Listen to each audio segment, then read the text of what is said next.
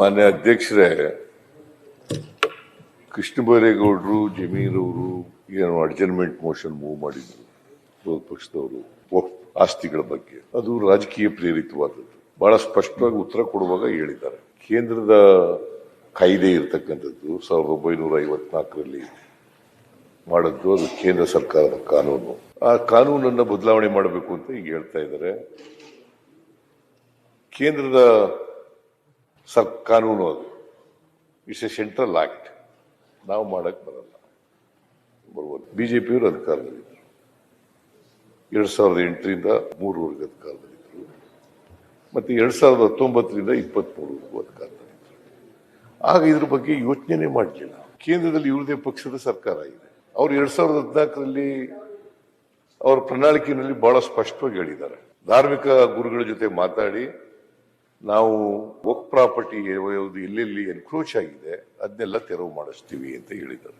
ಮಾಡಿಸ್ತೀವಿ ಅಂತ ಅವರೇ ಪ್ರಣಾಳಿಕೆಯಲ್ಲಿ ಒಪ್ಕೊಂಡಿರೋದು. ಬಿಜೆಪಿ ರಾಷ್ಟ್ರೀಯ ಪ್ರಣಾಳಿಕೆಯಲ್ಲಿ ಒಪ್ಕೊಂಡಿರ್ತಕ್ಕಂಥದ್ದು 2014ರಲ್ಲಿ. ಅದಾದ್ಮೇಲೆ ಬಸವರಾಜ ಬೊಮ್ಮಾಯಿ ಅವರು ಈಗಾಗಲೇ ಹೇಳಿದ್ದಾರೆ, ಉರ್ದುನಲ್ಲಿ ಮಾತಾಡಿರ್ತಕ್ಕಂಥದನ್ನ ಹೇಳಿದ್ದಾರೆ. ನಾನು ಅದನ್ನು ಮತ್ತೆ ಪ್ರಸ್ತಾಪ ಮಾಡಕ್ ಹೋಗಲ್ಲ.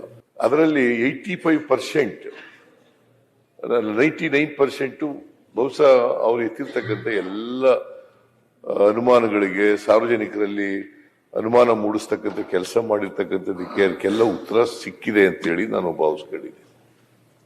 ಜಮೀರ್ ಕೊಟ್ಟಿರ್ತಕ್ಕಂಥ ಉತ್ತರ ಇದು. ಯಾವುದು ಇನಾಮ್ ಅಬಾಲಿಷನ್ ಆಕ್ಟ್ ನಲ್ಲಿ ಮಂಜೂರಾಗಿದೆ, ಮತ್ತೆ ಯಾವುದು ಲ್ಯಾಂಡ್ ರಿಫಾರ್ಮ್ಸ್ ಆಕ್ಟ್ ನಲ್ಲಿ ಮಂಜೂರಾಗಿದೆ, ಆಸ್ತಿಗಳಿಗೆ ಅದನ್ನು ಮುಟ್ಟಕ್ ಹೋಗಲ್ಲ ನಾವು.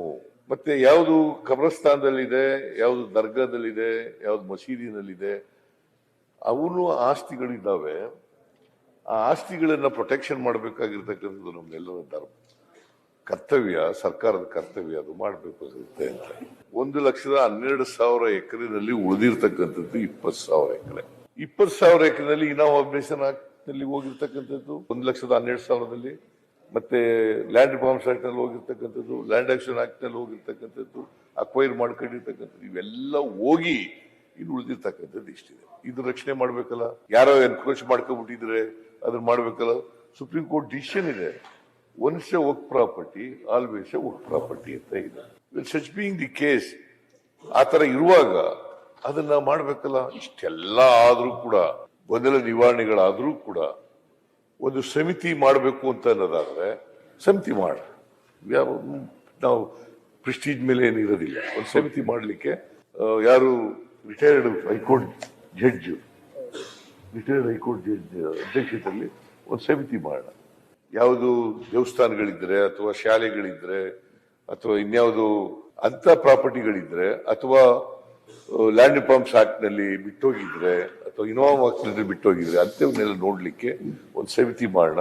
ಆ ಸಮಿತಿಯಿಂದ ಸರ್ಕಾರ ಮಾಡಲಿಕ್ಕೆ ತಯಾರಾಗಿದೆ ಅಂತಕ್ಕಂಥ ಮಾತುಗಳು ಈ ಸಂದರ್ಭದಲ್ಲಿ ಹೇಳಲಿಕ್ಕೆ ಬಯಸ್ತೇನೆ.